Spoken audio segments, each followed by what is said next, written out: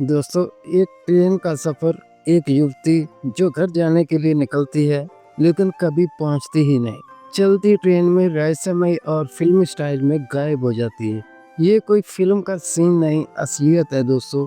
Police असमंजस में थी। क्या ये अपहरण था? क्या ये कोई साजिश थी? कोई हादसा या कुछ और जो आपकी सोच से भी परे है? आज हम बात करेंगे मध्य प्रदेश की अर्चना तिवारी की उस रहस्यमय गुमशुदगी की जिसने पूरे देश को हिला कर रख दिया। न्यूज़ चैनलों और सोशल मीडिया में ये खबर आग की तरह फैल गई। इस कहानी में ऐसे ट्विस्ट हैं कि आप इस वीडियो को बीच में छोड़ नहीं पाएंगे, तो अंत तक बने रहिए। नमस्कार दोस्तों, मैं बलराज सिंह स्वागत करता हूं आपका हमारे channel story of the crime में। चैनल को सब्सक्राइब करना ना भूलें और एक लाइक जरूर करें। चलिए शुरू करते हैं। अर्चना तिवारी कटनी के मंगल नगर इलाके की रहने वाली 28 साल की एक महत्वाकांक्षी लड़की थी। अर्चना पढ़ाई में शुरू से ही बहुत होशियार और होनहार थी। अर्चना ने कटनी से एलएलबी और जबलपुर से एलएलएम की पढ़ाई पूरी की। इस दौरान उन्होंने जबलपुर हाई कोर्ट में 3 साल तक प्रैक्टिस भी की थी। इनके पिताजी का देहांत हो चुका था और बड़े पिताजी बाबू प्रकाश तिवारी कटनी कोर्ट में वकील हैं। बाबू प्रकाश तिवारी ने अर्चना को सिविल जज बनने के लिए इंदौर की एक एकेडमी में पढ़ाई के लिए भेजा। अर्चना पिछले 8 महीनों से इंदौर के सत्कार गर्ल्स हॉस्टल में रहकर कौटिल्य एकेडमी से सिविल जज की तैयारी कर रही थी। परिजनों के अनुसार अर्चना न केवल मेहनती थी बल्कि अपने परिवार और दोस्तों के बीच भी काफी मिलनसार और लोकप्रिय थी। देखने में सब कुछ परफेक्ट लग रहा था। 7 अगस्त 2025 को अर्चना रक्षाबंधन का त्योहार मनाने इंदौर से कटनी जाने के लिए नर्मदा एक्सप्रेस ट्रेन में सवार हुई। 3 टियर एसी कोच B3 में सीट नंबर 3 पर अर्चना का टिकट कंफर्म था। 7 अगस्त को दोपहर करीब 2:15 बजे अर्चना अपने हॉस्टल से पिंक ड्रेस में एक बैग और झोले के साथ निकली, जो कि सीसीटीवी कैमरे में भी दिख रहा है। रास्ते में 2-3 बार अर्चना ने अपने परिवार से बात की। रात 10:15 बजे करीब उसने अपनी चाची को आखिरी कॉल की और बताया कि मैं भोपाल के पास हूँ, ट्रेन अपने सही समय पर चल रही है और सुबह राइट टाइम पर मैं कटनी पहुंच जाऊंगी। इस दौरान अर्चना सामान्य और बिल्कुल खुश लग रही थी। उन्होंने बात करते हुए कोई परेशानी का जिक्र नहीं किया। उसके बाद अर्चना का फोन स्विच ऑफ हो गया। सुबह 6 बजे से परिवार वाले अर्चना को फोन कर रहे थे क्योंकि सुबह 6:50 पर ये ट्रेन कटनी साउथ स्टेशन पर पहुंचती है, पर अर्चना का फोन बंद आ रहा था। परिवार ने सोचा मोबाइल की बैटरी डाउन हो गई होगी और परिवार के लोग अर्चना को रिसीव करने के लिए स्टेशन पर पहुंच जाते हैं। अर्चना जब बाहर नहीं निकली तो परिवार को चिंता हुई। जब तक परिवार वाले प्लेटफार्म पर देखने पहुंचे तो ट्रेन चल पड़ी थी। उन्होंने सोचा हो सकता है अर्चना की जाग ना खुली हो, इसलिए परिवार वालों ने तुरंत उमरिया में रहने वाले अपने रिश्तेदारों को सूचना दी, क्योंकि इसके बाद ट्रेन का अगला स्टॉप उमरिया था।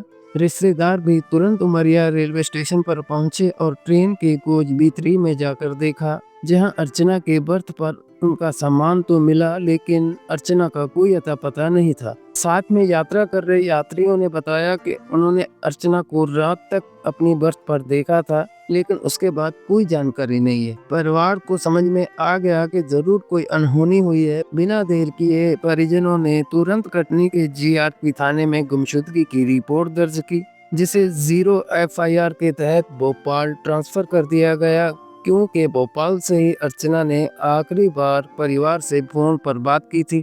GRP पुलिस ने अर्चना की आखिरी लोकेशन ट्रेस की तो पता चला अर्चना का फोन रात 11:30 बजे करीब नर्मदापुरम के पास रानी कमलापति स्टेशन पर बंद हुआ था।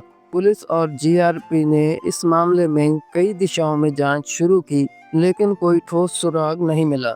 इंदौर, भोपाल, नर्मदापुर और कटनी 4 जिलों की पुलिस और NDRF की टीमें मामले की जांच कर रही थी। अर्चना की तलाश में रेलवे स्टेशनों के CCTV फुटेज, मोबाइल CDR और IPDR खंगाले गए, लेकिन कोच में लगे CCTV फुटेज ब्लर होने के कारण कोई स्पष्ट जानकारी नहीं मिली। पुलिस ने कई संभावित थ्योरी पर काम किया। पुलिस ने सोचा हो सकता है रात को अर्चना नींद में उठी हो और गेट से बाहर गिर गई हो, क्योंकि अर्चना का बर्थ गेट के बिल्कुल पास ही था। इसलिए पूरा एरिया सर्च किया गया।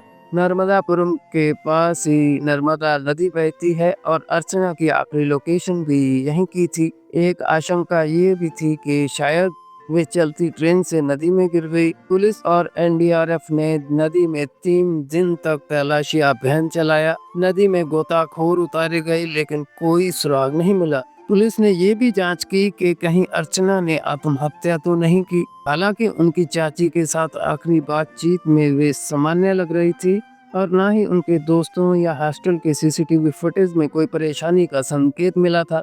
इस थ्योरी पर भी कोई सबूत नहीं मिला। दोस्तों, भोपाल से नर्मदापुरम के बीच का रास्ता घने जंगलों से होकर गुजरता है, जहां शेर, तेंदुए और टाइगर की मौजूदगी की बात कही जाती है। क्योंकि अर्चना की बर्थ दरवाजे के पास थी, एक आशंका ये भी थी कि हो सकता है वे रात में वॉशरूम जाते समय ट्रेन से गिर गई, लेकिन इसकी भी कोई पुष्टि नहीं हुई। पुलिस ने अपहरण की संभावना पर भी विचार किया, लेकिन यात्रियों ने कोई शोर शराबा या चीख पुकार नहीं सुनी। साथ ही सीसीटीवी फुटेज में भी कोई ऐसी गतिविधि नहीं दिखी, इसलिए इस थ्योरी पर भी कम संभावना लग रही थी। एक संभावना ये भी थी कि अर्चना अपनी मर्जी से कहीं चली गई, शायद किसी प्रेम प्रसंग के कारण, लेकिन उनके सीडीआर में किसी संदिग्ध व्यक्ति से लंबी बातचीत का कोई रिकॉर्ड नहीं मिला और परिवार ने भी इस बात से बिल्कुल इनकार कर दिया। 12 अगस्त को कुछ सूत्रों ने दावा किया कि अर्चना को पिपरिया में देखा गया, जिसके बाद परिजन वहां पहुंचे, लेकिन ये सुराग भी गलत निकला।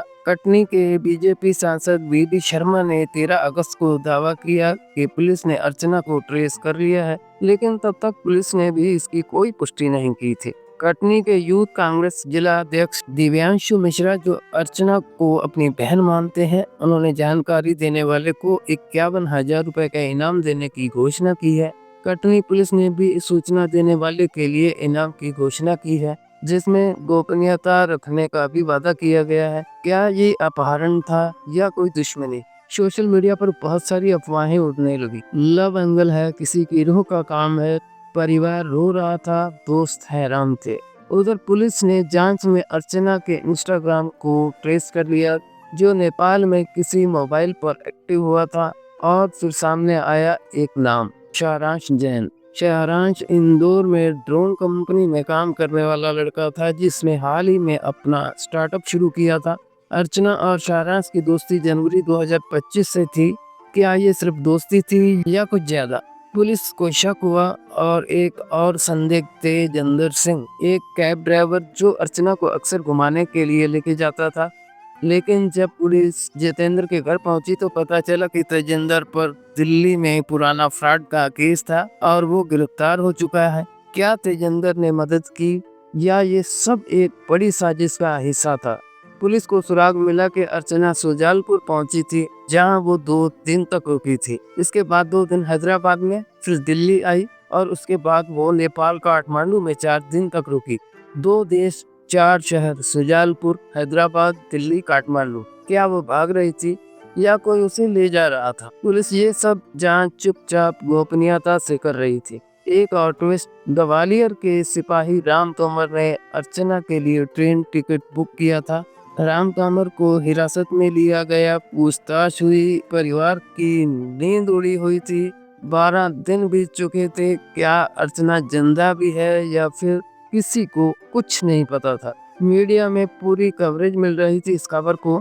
उधर पुलिस ने सारांश से पूछताछ की और धीरे धीरे राज खुलने लगे। अब आता है एक नया ट्विस्ट जो इस कहानी को पूरी तरह बदल देता है। 19 अगस्त को अर्चना ने अपनी माँ के पास फोन किया, माँ मैं ठीक हूँ और मैं नेपाल में हूँ। इसके बाद परिवार ने चैन की सांस ली, पर समझ नहीं आ रहा था कि आखिर अर्चना के साथ हुआ क्या है।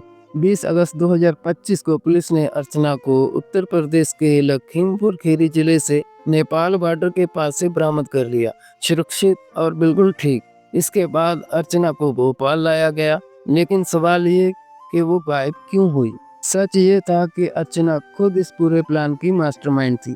परिवार के शादी के दबाव से तंग आकर उसने दोस्त सारांश और तेजिंदर की मदद से भागने की फिल्मी योजना बनाई थी। ट्रेन में सामान छोड़ना, फिर स्विच ऑफ करना, शहर बदलना, सब सोचा समझा प्लान था।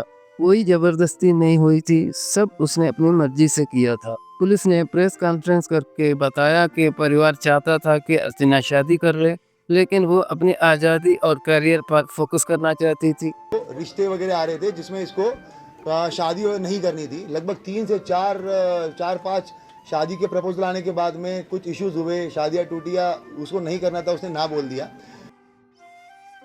पहले 3-4 रिश्ते ठुकरा चुकी थी। 6 अगस्त 2025 को परिवार ने एक पटवारी से उसका रिश्ता तय कर दिया। अर्चना ने इसका विरोध किया और परिवार नहीं माना तो अर्चना ने ये प्लान बनाया। दोस्तों, ये कहानी बताती है कि परिवार का दबाव कभी-कभी कितना भारी पड़ सकता है, लेकिन भागना समाधान नहीं हो सकता। आपको क्या लगता है, अर्चना का फैसला सही था या गलत? कमेंट करके बताएं और वीडियो को लाइक करें। अगर ऐसी और रहस्यमयी कहानियाँ देखना चाहते हैं तो चैनल को सब्सक्राइब करें और बेल आइकन को दबाएं। मिलते हैं दोस्तों अगली कहानी के साथ। धन्यवाद। जय हिंद।